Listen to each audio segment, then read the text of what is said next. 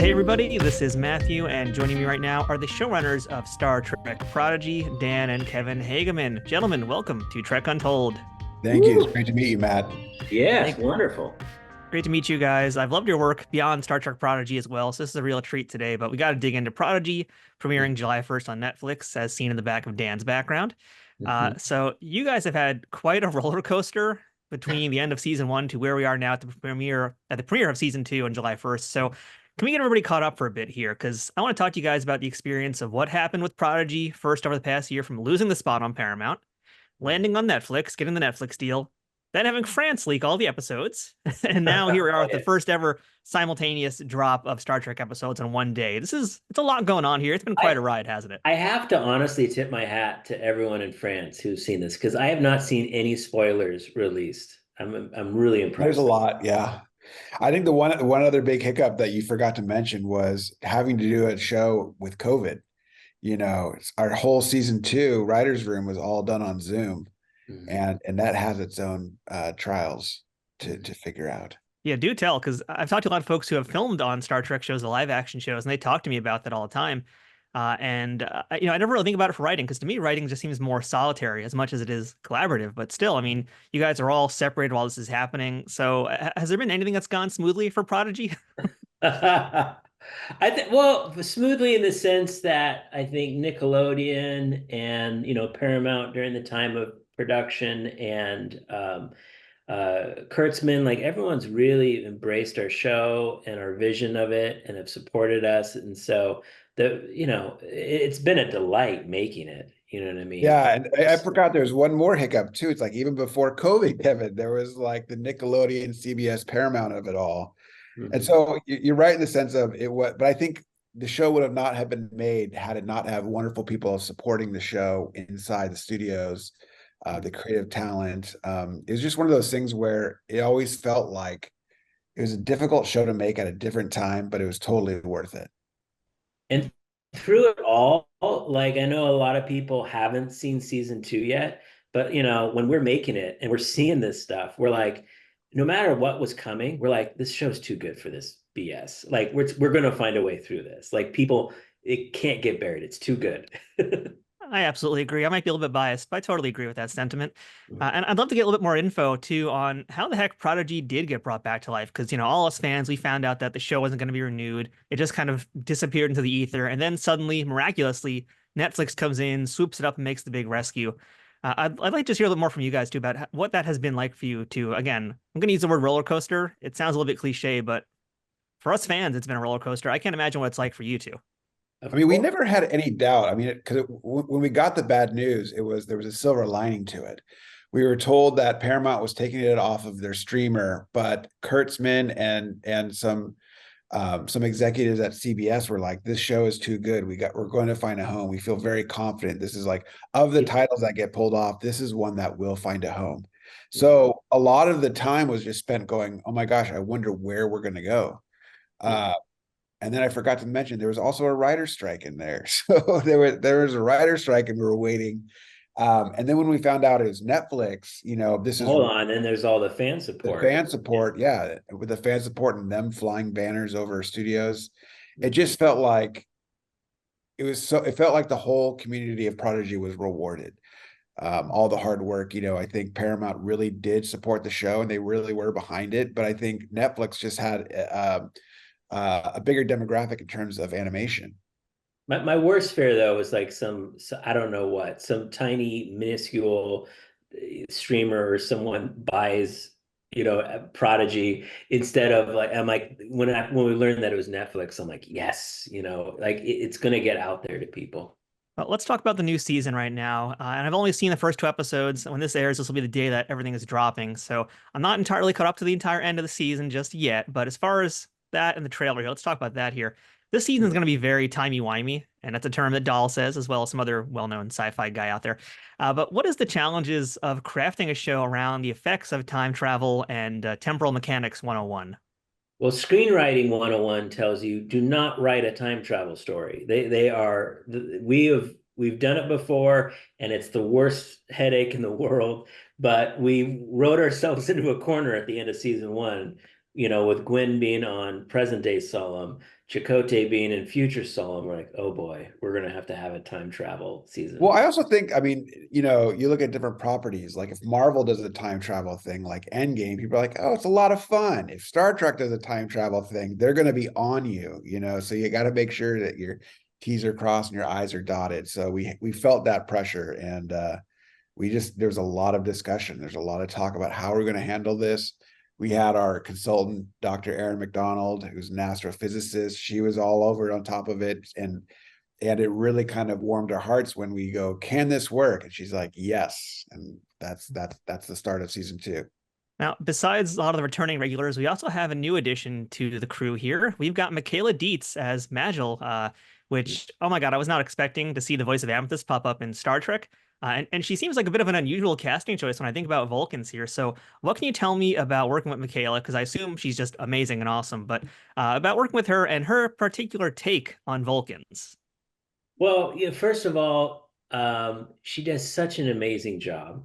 I know, like, she's done really, her voice is amazing, and she's done a lot of goofy, fun, cartoony kind of characters and stuff. This is totally a whole new world for her, and bringing her in, like, you know, and how the difficulty of, I think, an ordinary actor in a live action Star Trek show to play a Vulcan and to emote so You can't subtly. be emotionless. You have to be filled with emotion, but you have to have that bottled up.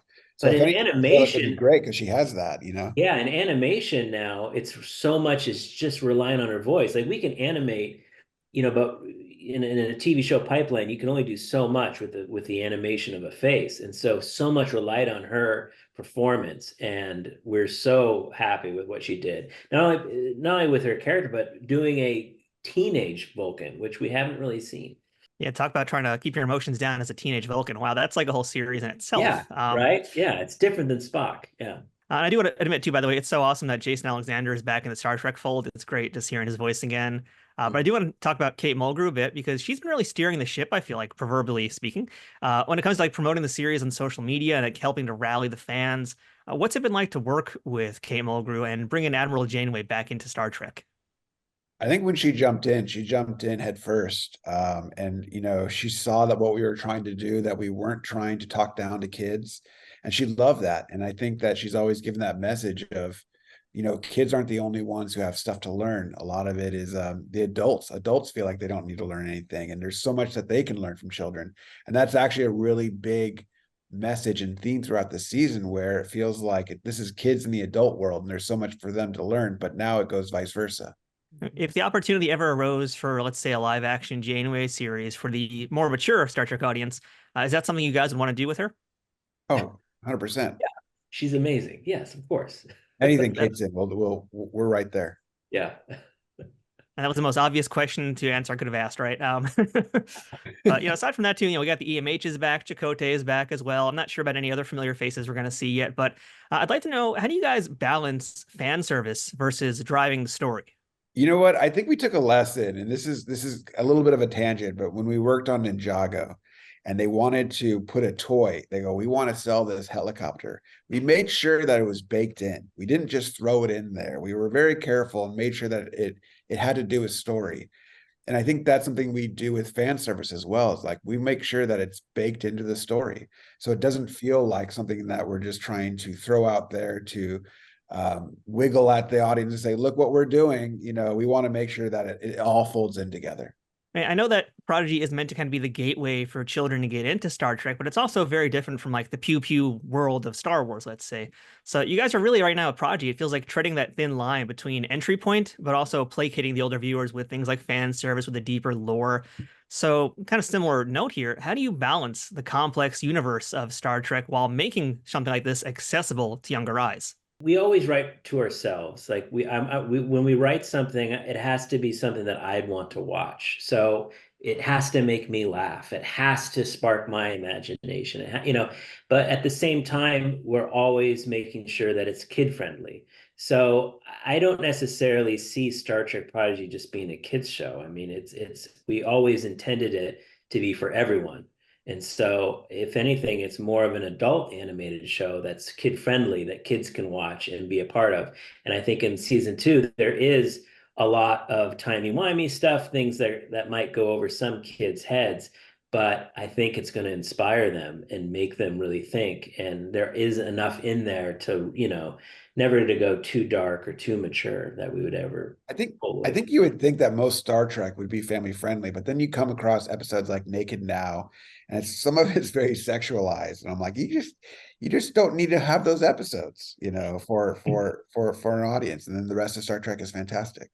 A lot of folks who I've talked to who have done kids shows, like they say the biggest thing is really that you're not talking down to the audience. You have to really talk them up. And in case of what you guys are doing with Prodigy, you are really throwing some kind of complex ideas at them. And that's got to be difficult too, to even just for you as showrunners and writers to like wrap your head around of how do I make this be understandable to someone who doesn't know temporal mechanics and physics and space travel and that kind of thing. Luckily, I don't understand temporal mechanics, so we were writing for ourselves to understand it. Fair enough, yeah. The things we kept getting the notes of like, will a 6-year-old understand these concepts? And we're like, you know what? I'd rather spark something, have curiosity, and then they'll dig a little deeper, and then they'll get interested in it. That's how stuff sparks in brains. So I hope there's a bunch of kids out there who are inspired to dig deeper and figure out what these things mean. Yeah, I feel like that's the Star Trek motto right there, right? Yeah. So what will it take to get the 3rd season of Prodigy out there? And do you guys have plans for another season that I know it's, we're still talking season 2 right now, it just premiered, but do you guys have plans in mind that maybe you could coyly tease about a season 3?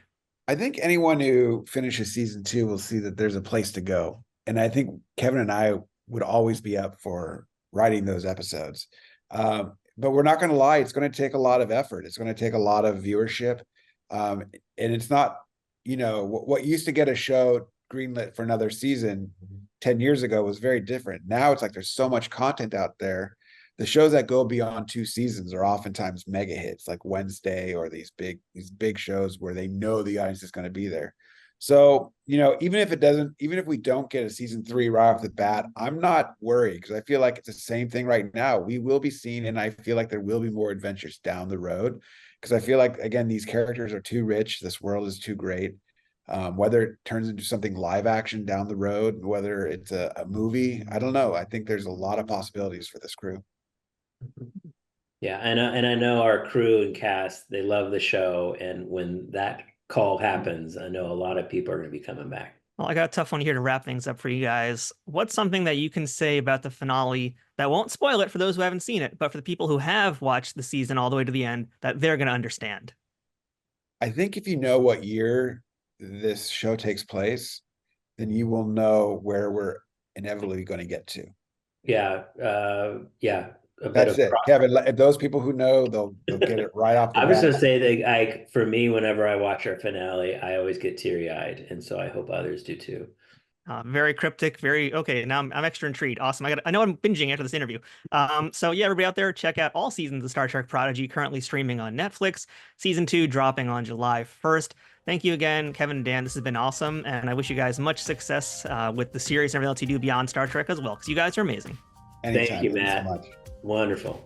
That's it for this week's episode of Trek Untold. Thank you for checking it out. Don't forget to follow us on social media, whether it's on Twitter, Facebook, Instagram, or TikTok at Trek Untold, and subscribe wherever you are listening to or watching on. And that includes the audio versions on whatever platforms that might be, and our YouTube channel, youtube.com/@TrekUntold. If you'd like to support this show financially, please consider visiting patreon.com/TrekUntold to become a member of this show. And along with getting access to all sorts of wonderful perks, you'll also know that you're helping out this show continue to thrive, survive, and make new content all the time. I'm Matthew Kaplowitz. This has been Trek Untold. Thanks for watching. And until next time, always remember, fortune favors the bold.